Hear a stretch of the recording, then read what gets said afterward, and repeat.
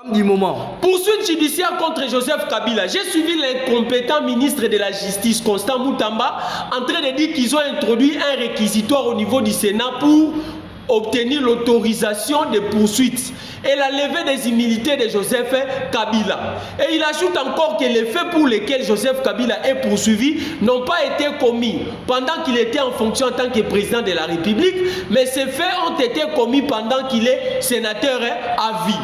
C'est là où je comprends que 90% des avocats congolais ne comprennent pas les textes et ils ont un problème d'interprétation des textes. Constant Moutamba oublie que Joseph Kabila à lui seul, il a double immunité cumulative. C'est-à-dire, Joseph Kabila a les immunités en tant que sénateur et puis Joseph Kabila a encore les immunités qui les protègent en tant qu'ancien président de la République. Donc pour poursuivre Joseph Kabila, si vous levez les immunités en tant que sénateur, il faut aussi lever les immunités qui les protègent en tant qu'ancien président de la République. Je vais vous lire quelques articles portant sur les statuts des anciens présidents de la République.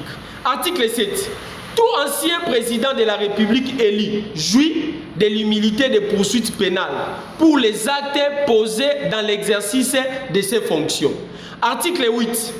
Tous les actes posés en dehors de l'exercice, comme le cas de Joseph Kabila, donc aujourd'hui il est en dehors de l'exercice en tant qu'ancien président de la République, les poursuites contre tout ancien président de la République élu sont soumises au vote à la majorité de 2/3 des membres de 2 chambres du Parlement réunis en congrès, suivant la procédure prévue par son règlement intérieur. Et on ajoute encore, aucun fait nouveau ne peut être retenu à charge de l'ancien président de la République élu.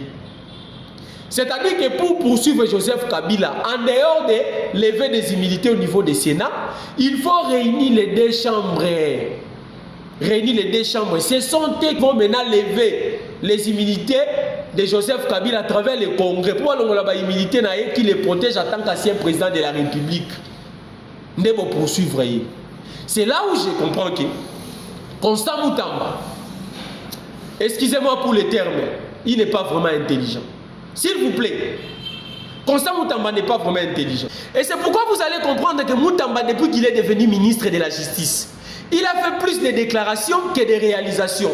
Où en sommes-nous avec l'histoire de papa, papa, maman, maman? Où en sommes-nous avec l'histoire de Koulouna? Où en sommes-nous? Donc il ne fait que des déclarations, mais moins de réalisations. C'est le ministre le plus incompétent du régime Félix Tshisekedi. Moutamba est le plus incompétent, je vous dis, du régime Tshisekedi.